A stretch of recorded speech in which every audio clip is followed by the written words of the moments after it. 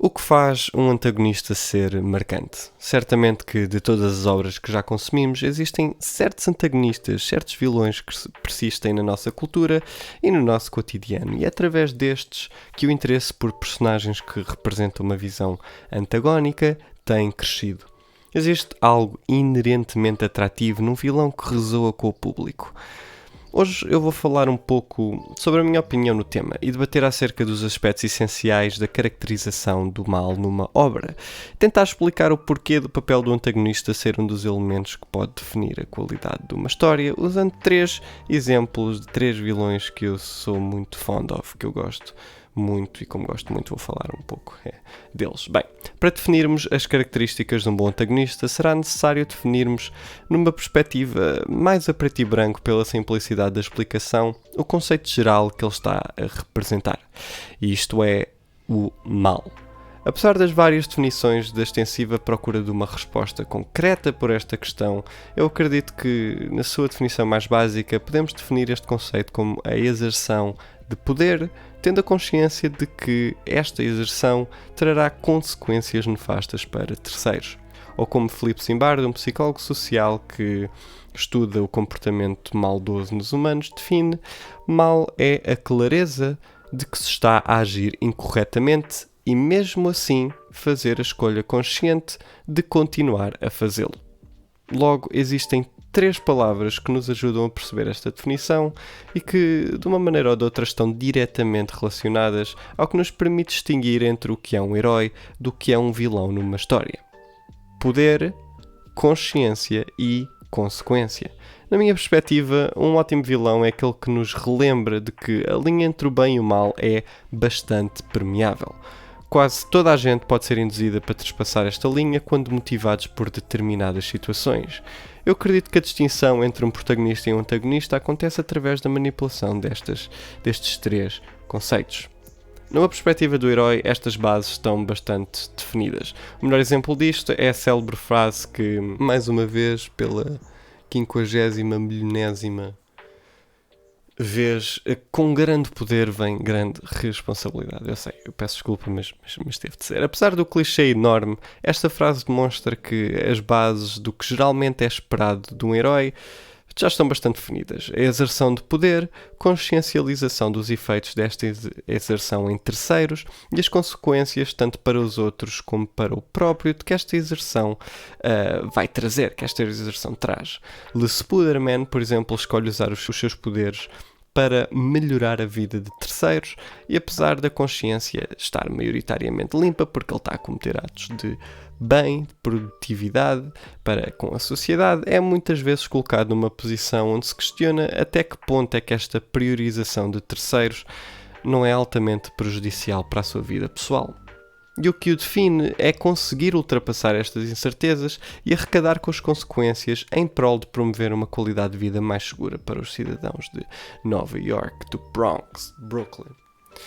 E é por isto que ele é um dos heróis mais populares da história ficcional. É fácil construirmos simpatia e compaixão por alguém que sacrifica tanto poder para ajudar outros. Eu diria que é complicado, no entanto, empatizarmos por alguém que faz o contrário. E quando isso acontece, temos um vilão marcante.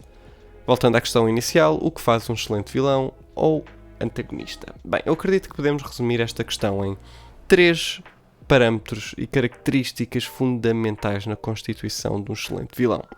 O antagonista tem de ter poder, ou seja, tem de exercer uma influência grande na narrativa através das suas ações.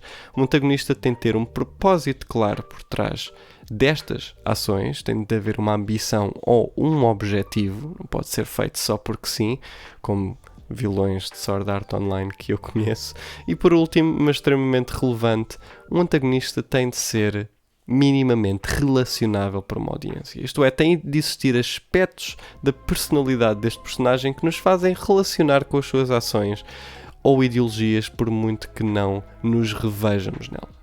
Ora, eu gostaria de dar-vos 3 exemplos de vilões que são extremamente bem escritos por apresentarem estas 3 características numa dinâmica incrível entre eles, mas que, no entanto, eu acho que cada um deles é um exímio representante de cada característica. Vamos então ao primeiro, que é o poder e a influência, como eu estava a falar há pouco. Um erro bastante comum que se observa na escrita de vilões é o foco nesta primeira característica, o poder. E com poder o que eu quero dizer é a influência que tem na história. Costuma dizer-se que um bom vilão age, sendo o catalisador dos acontecimentos da história, e o herói reage aos acontecimentos criados pelo seu antagonista e desenvolve. Daí é que vem o character development. Alguém que faz isto extremamente bem é Naoki Urasawa, na sua reconhecida obra Monster.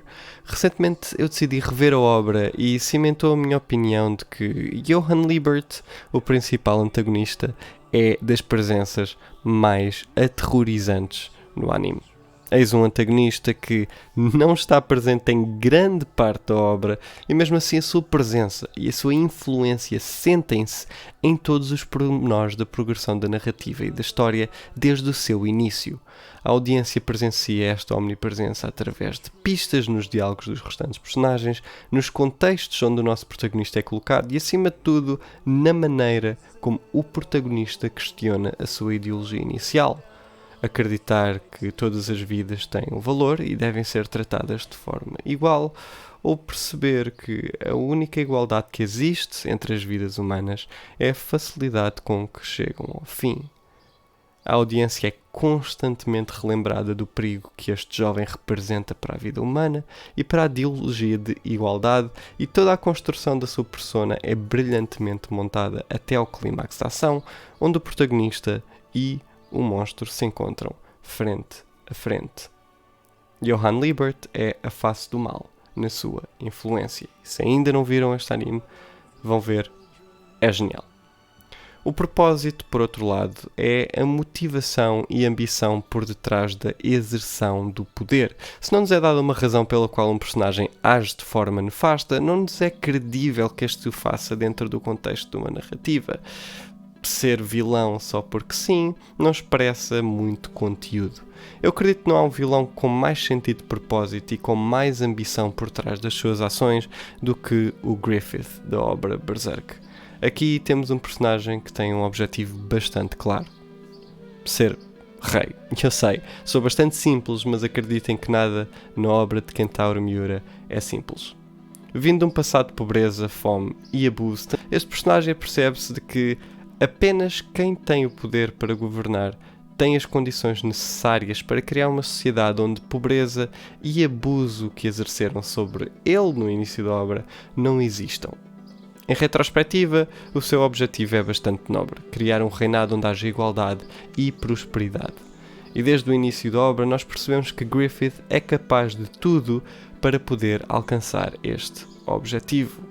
Nem tudo é linear, no entanto. Quando o personagem vê as suas hipóteses de alcançar o seu sonho a desvanecerem da maneira mais horrenda possível, a sua ambição mostra o seu lado negativo e, bem, ele age de forma horrenda também para com os outros. Vão ler o mangá ou vejam os filmes, apesar de, daquele 3D incrível. Eu não quero dar spoiler, quem ainda não leu, mas a obra é incrível e este é um dos vilões mais marcantes na história do anime e do mangá. Griffith é a personificação do propósito e da ambição levarem um ser humano inicialmente bondoso a cometer atos de vilania sem precedentes.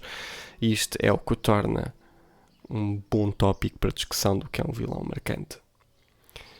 Vamos entrar por um caminho que eu adoro, que é JoJo's Bizarre Adventure. Ora, JoJo's Bizarre Adventure é um anime incrível e existe um consenso que durante a parte 4 de Diamond is Unbreakable, um dos melhores vilões da saga aparece, o Kira Queen, Yoshikage Kira. Bem, este é um antagonista bastante popular e peculiar dentro de uma série onde o que não há escassez é de antagonistas peculiares.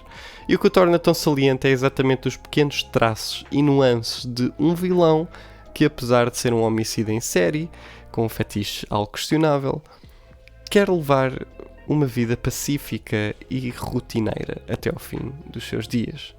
Durante a progressão da história, a audiência percebe que Yoshikage Kira é um homem de 33 anos que tem um trabalho estável, não fuma, não bebe, deita-se às 23 horas todos os dias depois de um copo de leite morno e uns alongamentos, não gosta de conflito é exatamente este tipo de vida rotineira e pacífica que ele quer viver.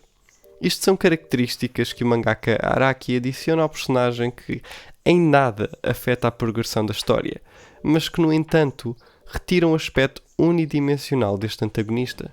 Uma vida estável, tranquila e sem grandes chatices é algo bastante apetecível e relacionável com a maioria das pessoas. A única diferença é que, bem, ele tem um impulso homicida e um fetiche com mãos de mulheres que ocasionalmente o tornam um vilão.